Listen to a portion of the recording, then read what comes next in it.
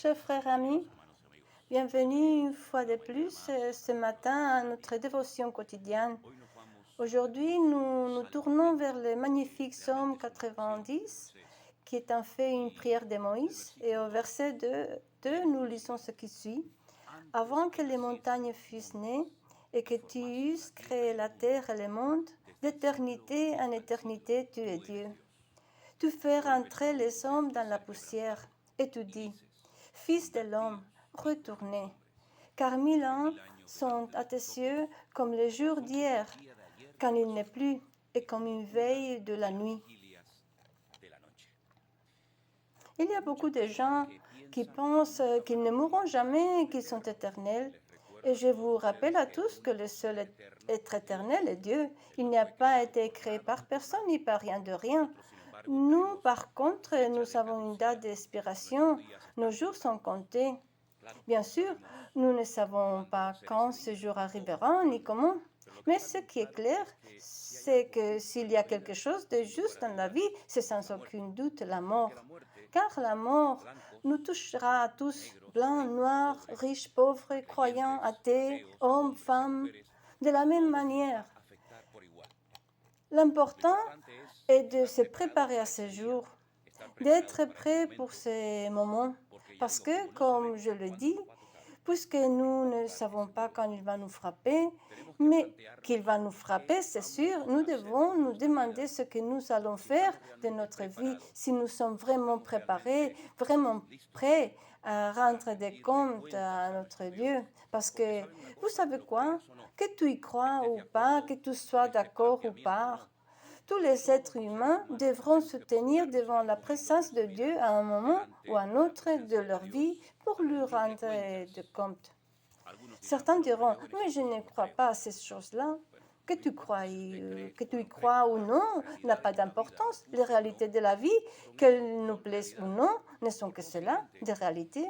Par conséquent, si quelqu'un dit « Eh bien, je ne crois pas qu'il y ait un paradis ou un enfer, ni un Dieu ou un diable, ni l'éternité, rien ne nous arrivera quand nous mourrons. » D'accord? Imaginez que le contraire soit vrai et que lorsqu'on meurt, il y a un Dieu, oui, il y a un ciel, oui, il y a un enfer, oui, il y a une éternité, oui, il y a une damnation éternelle, oui, il y a une récompense éternelle. Donc, celui qui a perdu, c'est toi.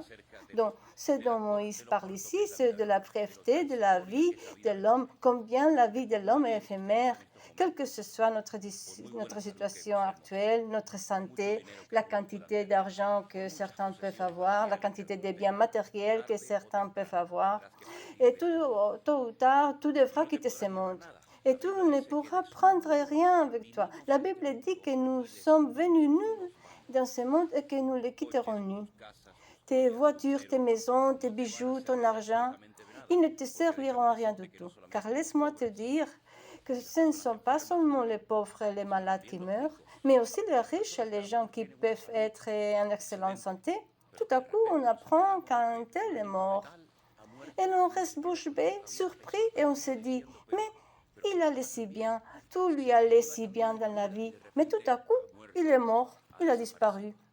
La mort, je le répète, est la chose la plus juste de la vie, parce qu'elle nous affectera tous. C'est l'une des raisons pour lesquelles nous devons avoir une espérance vivante. Car tous les êtres humains s'accrochent toujours à quelque chose ou à quelqu'un. Certains s'accrochent aux étoiles, d'autres aux astres, d'autres encore à l'horoscope. Et bref, il y a tant de choses auxquelles les êtres humains, dans leur désespoir, s'accrochent. Mais nous avons une espérance vivante en un Dieu vivant qui a envoyé son Fils unique dans le monde il y a 2000 ans pour que si nous croyons en lui, nous ne soyons pas condamnés, mais que nous ayons la vie éternelle. L'âge n'a pas d'importance. Les jeunes, les enfants, les personnes âgées meurent. C'est une réalité. C'est un fait que nous ne pouvons pas éviter. L'homme a inventé beaucoup de choses, sans aucun doute, à l'époque dans laquelle nous vivons. Nous sommes entourés de technologies partout, mais l'homme n'a pas été capable et ne sera jamais capable d'inventer quoi que ce soit pour se libérer de ce fait de la mort. Nous ne savons ni quand ni où, Mais nous savons que tôt ou tard, notre vie s'achèvera.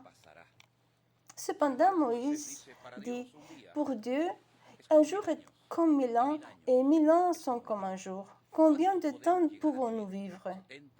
Et 70, 80, 100, qu'est-ce que c'est comparé à l'éternité? Moïse réfléchit à la brièveté de la vie humaine, à l'éternité de Dieu. Lui, il n'a pas été créé par personne. Au contraire, c'est lui qui nous a créés. Et c'est nous qui sommes responsables devant lui et non lui qui est responsable devant nous. Mais c'est Dieu puissant. C'est Dieu qui nous a donné la vie. C'est Dieu qui prend soin de nous tous les jours. Il nous permet la communion avec lui et d'écarter définitivement de notre vie ce que nous appelons le péché, qui est quelque chose que Dieu déteste et qui nous éloigne et nous sépare de sa présence. Comment pouvons-nous résoudre ce problème? Un problème que d'ailleurs tous les êtres humains ont, quel que soit leur lieu de naissance, leur âge. Il y a comme un germe, comme une sorte de virus dans l'homme, et ce virus l'éloigne de Dieu et nous l'appelons, je le répète, péché. Le sang de Jésus-Christ est la seule chose qui peut nous purifier de tout péché, de toute tâche, de toute iniquité. Il est le seul à pouvoir le faire et le ralentir. Gardez à l'esprit que le seul qui peut nous aider maintenant et dans toutes les circonstances et toutes les situations dans lesquelles nous nous trouvons, c'est notre Dieu. Réfléchissez donc à cette réalité. Tôt ou tard, tu devras te tenir devant la présence de Dieu et tôt ou tard, il te faudra lui rendre compte de ce que tu as fait de ta vie. Et si certaines personnes pensent qu'avec la religion qu'elles ont, qu'elles sont tout réglées, elles sont confuses. Et se trompent parce que les religions ne sauvent pas. Toutes les religions, quelle que soit celle que tu me cites, toutes les religions ont été créées par des êtres humains. Mais Dieu n'est pas une religion. Dieu est une relation directe, franche, que nous pouvons avoir avec lui et que nous devons avoir avec lui chaque jour. C'est pourquoi je pense que le moment est venu pour chacun d'entre vous, où que tu sois, de demander à Dieu de te pardonner tes péchés, de lui dire « Seigneur, aide-moi, purifie mon âme et mon cœur. Je veux être prêt pour ce jour et surtout, je veux passer l'éternité avec toi. Car dans cette vie, oui, nous ne faisons que transiter. Tôt ou tard, nous partirons. Mais ce que nous voulons, c'est vivre toute l'éternité en présence de notre bon Dieu. » Nous prions ce matin, mes chers frères. Père Céleste béni, merci pour ta parole. Merci pour ces beaux psaumes où nous voyons ta puissance créatrice, où nous voyons que tu es un Dieu éternel, que tu n'es pas limité par le temps ni l'espace, ni rien ni personne. Mais aussi, Seigneur, nous voyons combien nous sommes petits et combien nous avons besoin d'aide. Purifie nos cœurs, purifie-nous nos péchés, pardonne-nous nos péchés. Nous recevons le Christ comme notre Seigneur et Sauveur personnel et nous voulons grandir et mourir et t'honorer et te servir mieux chaque jour. Nous remettons nos vies entre tes mains. Garde-nous de tout danger et de tout mal aujourd'hui, Seigneur. Nous te le demandons au nom de Jésus. Amen et Amen. Chers frères, si nous avons le Christ dans nos cœurs, nous pouvons vivre dans la paix et la sécurité. Il est dans nos vies, dans nos cœurs. Si nous avons confessé son nom et que nous n'avons pas eu honte de le faire, la Bible dit qu'il confessera nos noms dans l'au-delà lorsque nous serons en présence de notre Dieu.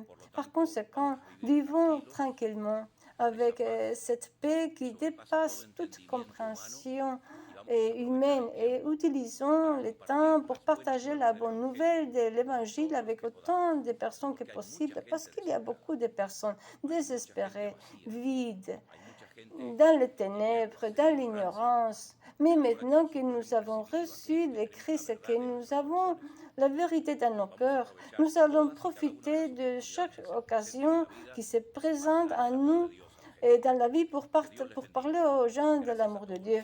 Que Dieu vous bénisse. Merci à tous ceux qui nous soutiennent et qui prient pour nous chaque jour. Pour vous rappeler encore une fois que les dates des prochains voyages en Israël sont déjà publiées sur notre site web mividanueva.org. Remplissez les formulaires et vous recevrez bientôt des informations sur les prochains voyages que, si Dieu le veut, nous ferons déjà l'année prochaine, car cette année, il n'y a plus de place. Que Dieu vous bénisse, chers frères. Passez une très belle journée. Et lisez tout le psaume 90 qui vous fera beaucoup de bien et sera une grande bénédiction pour vos vies. Bénédiction, mes chers frères.